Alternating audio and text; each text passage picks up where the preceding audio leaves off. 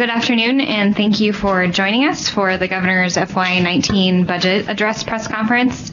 I'm Kelsey Pritchard. I'm the Communications Director in the Governor's Office.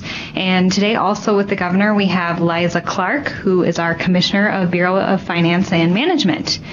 Just a reminder, if you're on the phone joining us, that you can mute your line now by pressing *6. You can unmute during Q&A by pressing #6. And everyone in the room, please use the mics at the table if you have a question during Q&A so everyone on the phone can hear you. And with that, I will turn it over to Governor Dennis Daugaard. Thanks, Kelsey, and thanks, Liza, for being here with me. And thanks all of you for joining. As you saw, the budget for FY18 is a little bit underwater, and FY19 is constrained by modest revenue, but all things considered, we're still in pretty good shape, and I'll open up for any questions you might have.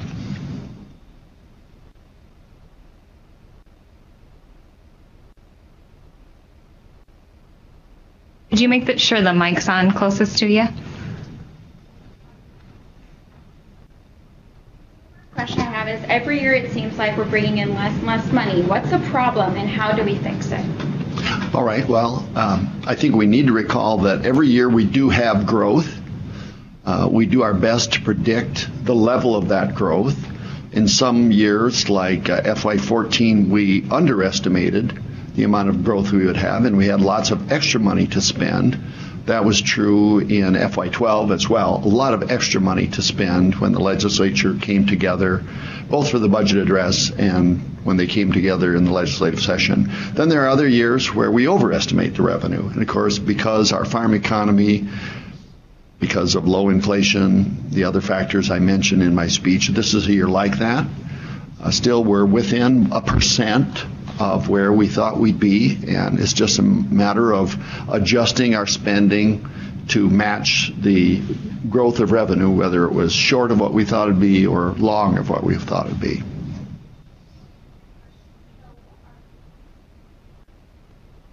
We're not making any cuts.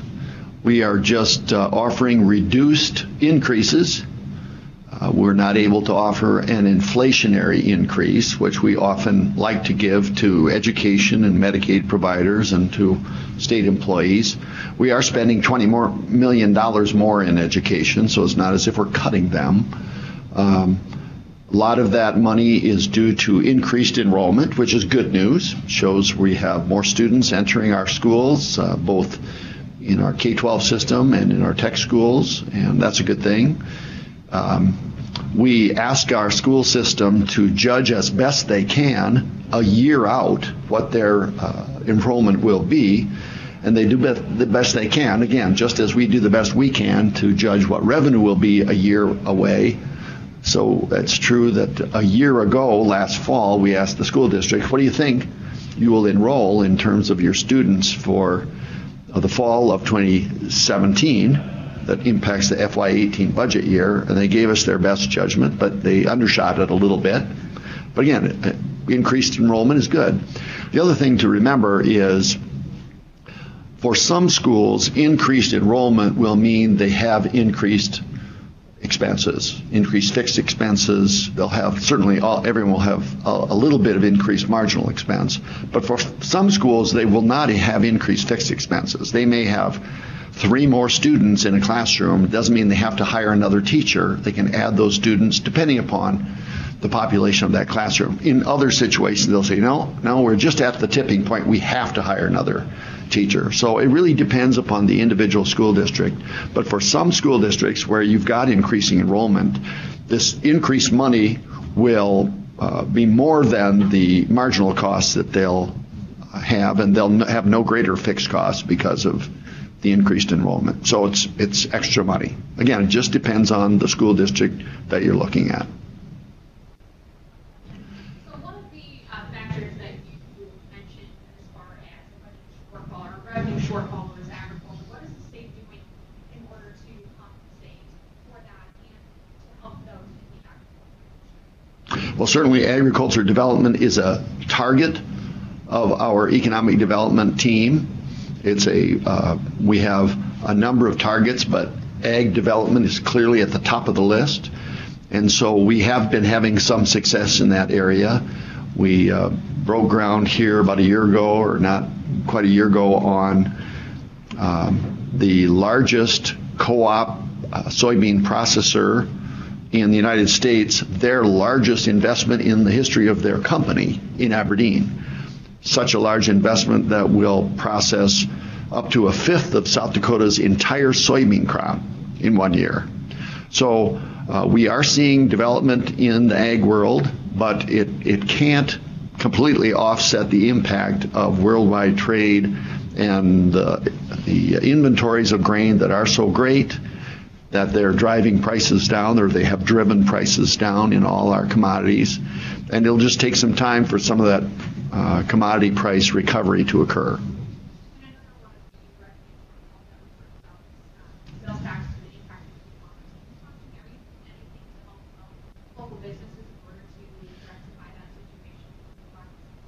Well, we're doing all we can to encourage out-of-state businesses to collect and remit sales tax. We passed Senate Bill 160 a year and a half ago to require out-of-state businesses that have sales over a certain threshold to pay sales tax. That was in direct opposition to the Quill court case from the 1990s, which said out-of-state sellers don't have to collect sales tax. We just passed a law that said, oh, yes, you do, knowing that it would be declared unconstitutional, which it was at the state level, and which the Supreme Court will be deciding probably within the next 2 months. They will decide whether or not to take certiorari, and we have probably 25 different groups that have lined up urging the Supreme Court one way or the other on that point, whether to take the case or not, most of them urging them to take the case. And if they do take the case, we think the Supreme Court will make that decision by June. And so we may win in the courts. We'll see. We're certainly also trying to win in Congress. We've passed what we can pass at the state level, and in Congress, the Main Street Fairness Act or other iterations of it that would allow states the power to force out-of-state sellers to collect sales tax has passed the Senate. It's been stalled in the House. Representative Goodlatte, who is the chairman of the House Judiciary Committee that has authority over that bill, is an obstruction. He opposes us, but he's not running for re-election.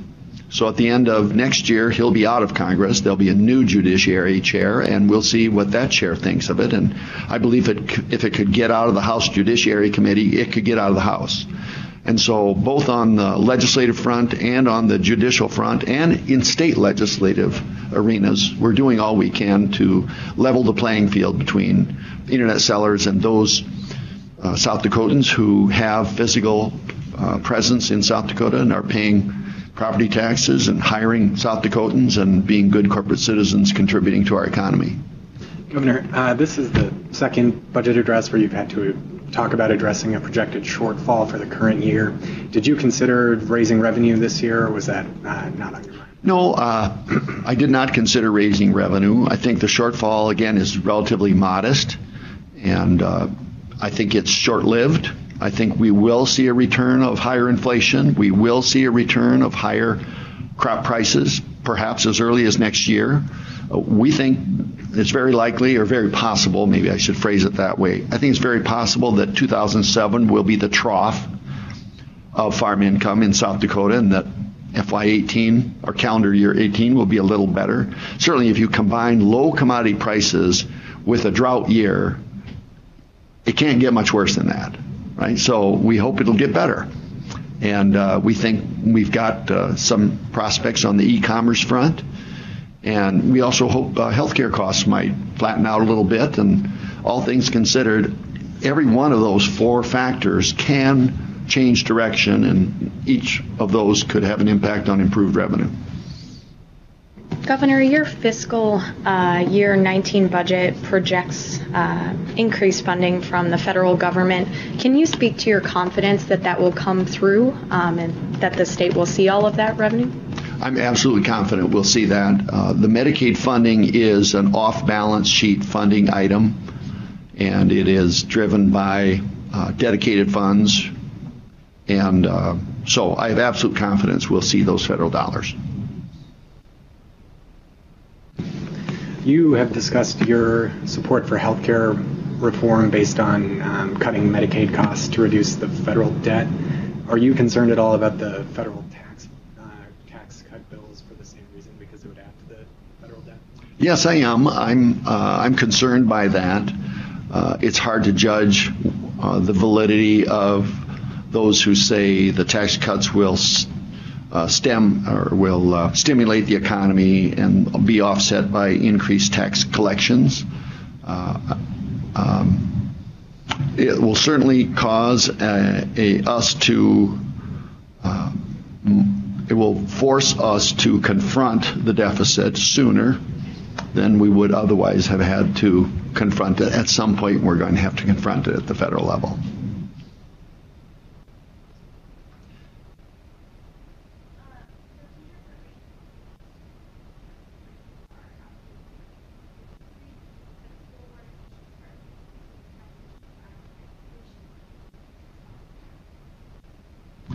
Well, I think we all wish our health care costs would be lower. I would say at the state level, our own state employees face that same situation, both last year, or the current year we're in, and in FY19. It's likely that some of the health costs that they bear will go up while their salaries do not. It's just a matter of the money we have available. And I don't believe our citizens or our legislators are interested in raising taxes to deal with what I believe is a short-term phenomenon. Let's go to the phones and see if we have any questions on the line.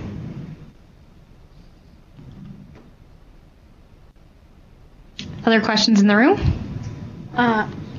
Let's go with Zach. He hasn't asked one yet. Governor, in previous years, you've talked about saving the reserves for a rainy day. You've mentioned using a small portion of them in this budget. Have we reached the rainy day? No, I think this is consistent with what I've recommended in the past. We have spent out of the reserve in years when we've either had an emergency where we've had flooding or fire. We've also spent out of the reserves to reduce our debt.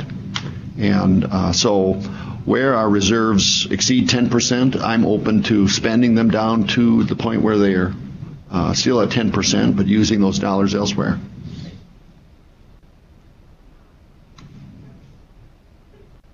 Earlier today, the Joint Committee on Appropriations took up conditional waivers for school districts that fell short of teacher pay targets. Do you think that formula needs to be reevaluated, given that some of those districts paid what they could to those teachers but are still going to have to go back and renegotiate contracts? Well, I think there were over 100 school districts that were able to meet the funding formula performance measures. And the fact that a minority could not, in many cases, by a very small amount, did not, I think that demonstrates that the formula can be attained. And I think there were very few school districts who missed attaining the measures by a fair amount. There again, I think they do get enough money from the state to pay a fair salary to the teachers that they have there at their own school district. But we've got some small school districts who have declining enrollments or maybe have more personnel than the formula would suggest they need have. It's hard, I recognize, to immediately adapt your personnel to a changed circumstance, but we have to do that at the state level as well. And so I think the committee that made recommendations to the Joint Appropriations Committee did a very good job of giving an outright waiver to some school districts who had just simply calculated wrong, and then giving a conditional waiver to many. They could have simply said, we recommend that the penalty be applied, and I don't think they did that in any case. And I believe that the Appropriations Committee adopted all of the recommendations of the committee, which I think were fairly arrived at.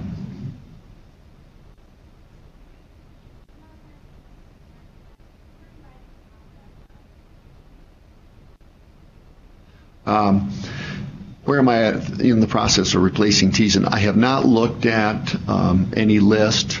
I know there are some who have offered their willingness to serve if appointed. I also am aware that when Representative Dryden died, we had this same district situation, and we had a pretty thorough process of soliciting interest, soliciting suggestions, both people suggesting themselves or suggesting others, and we went through a pretty thorough process of looking at those names, and I imagine many of those names would still be open to being appointed and capable of appointed. So we'll have to move quickly, but certainly it's not something we wanted to do before yesterday's funeral, but we'll get after it here fairly shortly. Governor, do you have any major policy priorities for 2018 as your last session? Anything you would mention? Well, there are some legislative things that I'll be talking about later. One of the things that I have been working on for a number of years and continue to be focused on is workforce. And as the chairman of the Western Governors Association, that's been a focus of mine, or the focus of the entire organization. We had a good meeting with the Secretary of Labor, Alex Acosta, at our meeting that last weekend. And I know he has a subcommittee of the apprenticeship committee that I'm on, working on a parallel track for apprenticeships that would be available in addition to the registered apprentice track that is available already, but perhaps a little bit more cumbersome to utilize when trying to create an apprenticeship. So that's something that I am working on. I've been communicating my interest in work-based learning opportunities for high school students to the superintendents in South Dakota and really to the entire education community. I've spoken to the superintendents about it. I'll be speaking to a principals group later this month about it. I've spoken to a couple of very large teacher groups about it and school board groups about it. And I'm hoping that we can enlarge the opportunities that high school students have to explore careers while they're still in high school, and maybe find a career that appeals to them and make them more motivated to complete high school and pursue some post-secondary training in a field that they've found and like. So workforce development and in particular young people and opening up more career paths to them. Is this a cautious budget that you recommended? Does it make it easier or does it make it harder when it comes to legislative priorities this kind of session? Well, certainly, if you've got some ideas that cost money, those ideas you have to set aside. I don't have any particular ideas that I think demand money. There are many of the things that are in the workforce world I'm hoping we can fund with existing funds, or they might be policy things that don't cost money.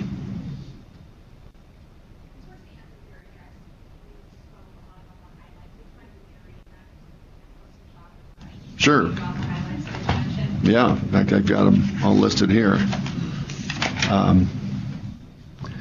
South Dakota has a structurally balanced budget, and many states don't balance their budget structurally in the sense of using only ongoing revenue to support ongoing expenses. It's like getting inheritance from grandma and then spending it on your electric bill. That'll work for a while, but eventually the one-time money goes away. And South Dakota is honestly balanced without any gimmickry. We have one of the strongest pension plans in the nation. All three credit rating agencies identify us as worthy of their AAA credit rating. We have strong financial practices that we've put into statute. So even after I'm gone, after this current legislature is replaced by others, those practices will be law and help encourage continued discipline. And when you compare South Dakota to many other states, we've just been following a fiscally disciplined pattern for decades. not just me and not just the current legislature, but past governors and legislators. And so that's something we need to always be attentive to, because we can always turn the corner on that and start going down the wrong path. And so far, South Dakota has been very disciplined, and I'm proud of that.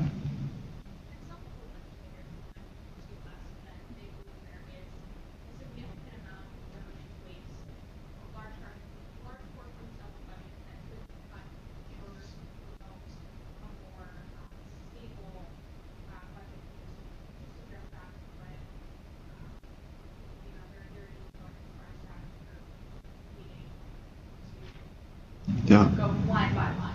Well, I'd be certainly interested to hear what they think should be cut.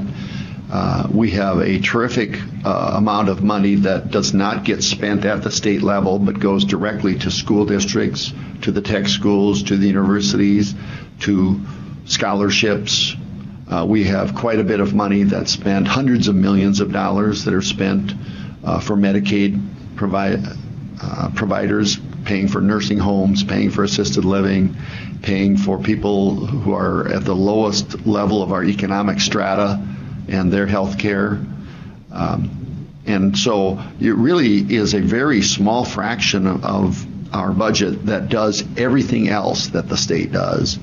And so while there might be cuts that some people will find and say we can cut this, I'll wager there will be just as many legislators that will say no, do not cut that, because we believe it provides a good service to an important constituency. And but certainly I'm open to hearing the suggestions.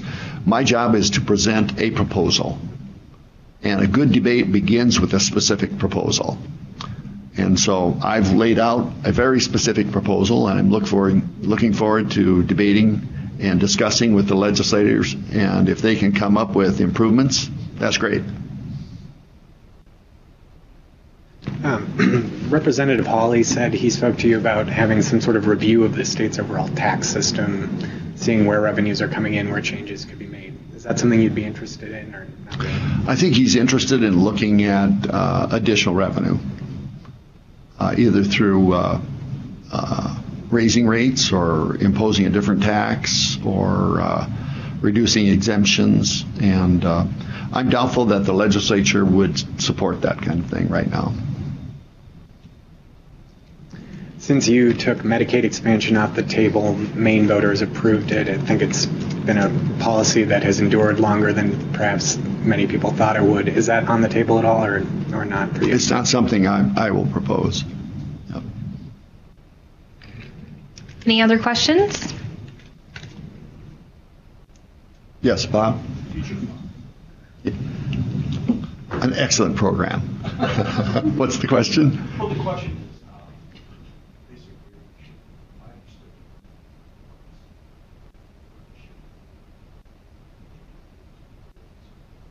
Oh, no, from the contractors' excise tax. Right now, the law was written as an ongoing revenue source. If you've got a project I used the example of the soybean plant in Aberdeen earlier. That project is a couple $100,000, I think about 250 million, so well in excess of the 20% threshold. If they go to the Board of Economic Development and say, hey, we're looking at building this plant here. We're also looking at Iowa.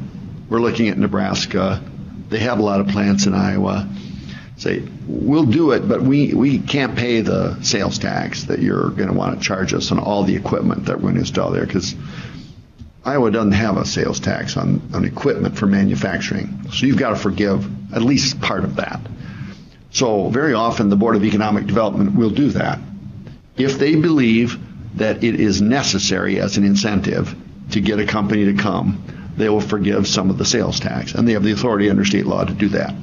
So if those two factors occur, more than 20 million project and sales tax is forgiven for at least some of it, then whatever contractor's excise tax, not sales tax, but contractor's excise tax, whatever that would have been going into the general fund today, gets paid to the Building South Dakota Fund. It doesn't get paid until the project is done. Now, using that soybean plant, I don't think that'll be done till 2019. And I think they broke ground late last year. So it's hard for us to know, it's hard for the legislators to know when a project's going to get done and when that contractor's excise tax gets paid, because you don't know what it is exactly until the project's done, because they pay when they know what they've incurred in terms of contractor expense. So the problem with that is it makes the Building South Dakota Fund funding stream somewhat erratic. You don't know, is this project going to come to South Dakota? Will they get a refund of sales tax? Will they be greater than 20 million? If they are, when will the project be done? All those uncertainties make it very difficult to predict what will be the funding stream into the Building South Dakota Fund. Once that comes in, it gets split among these 5 programs. I'm saying just ignore that law or change that law and repeal it. Just put the contractor's excise tax in general funds, and right now maybe it's averaging about $3 million a year. Just put $3 million a year directly into these 4 funds and split it about the way Building South Dakota was being split, and just appropriate that money. It's much more transparent, it's much more predictable, and really all it does is change the way the money flows and make it more consistent and easy to follow, I think. And then if the legislature wants to change that, spend more money on infrastructure and less money on the economic partnership thing, they just change the general bill. They add more, just like they do with any other appropriation. They want to spend more on this and less on that. They just amend the general bill to do that. So that's what the proposal is. It's really a complicated program. And that's another reason why I think this is a good thing, because it simplifies it. And I think for some of those who have been supporters of Building South Dakota for a number of years, who are involved in creating it, I think this should meet their concerns that there's a consistent, ongoing, transparent funding stream for it. This should make them happy.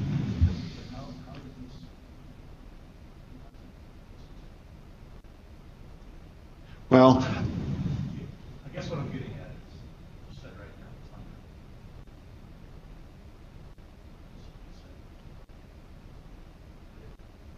well, it would be part of, I guess it's predictable to the extent that when we create a budget, and if you've got a program that's had X dollars funding that program for a period of years, we generally start with that assumption. Now, the legislature, if I cut Building South Dakota, not I, but the next governor cut Building South Dakota, they'd say, wait a minute, that was in the budget. You're cutting the budget. You're cutting something out. Once you've got something in the base budget, it's very noticeable when it comes out.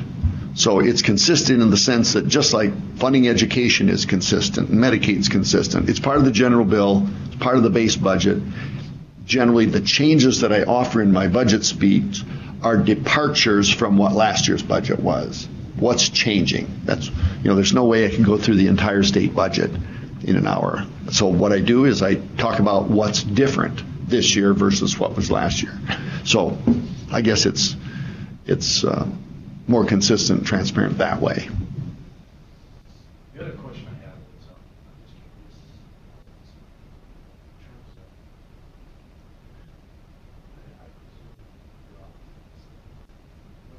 curious. Who wrote the speech? Well, Tony wrote some, Liza wrote some, I wrote some. At the end of the day, I'm wordsmithing the whole speech, literally just hours before I give it. The way it's expressed, how much to try and jam in. I know I speak at about 140 words a minute. I'm trying to keep the speech at an hour or less. So I figure out how many words are in this speech and shave it down if necessary, and generally it's necessary, shave it down to try and keep it at about an hour, because as it is, I'm sure you lose a lot of folks who are just quit listening after a half hour, so I'm hopeful they listen that long. It helps to have slides.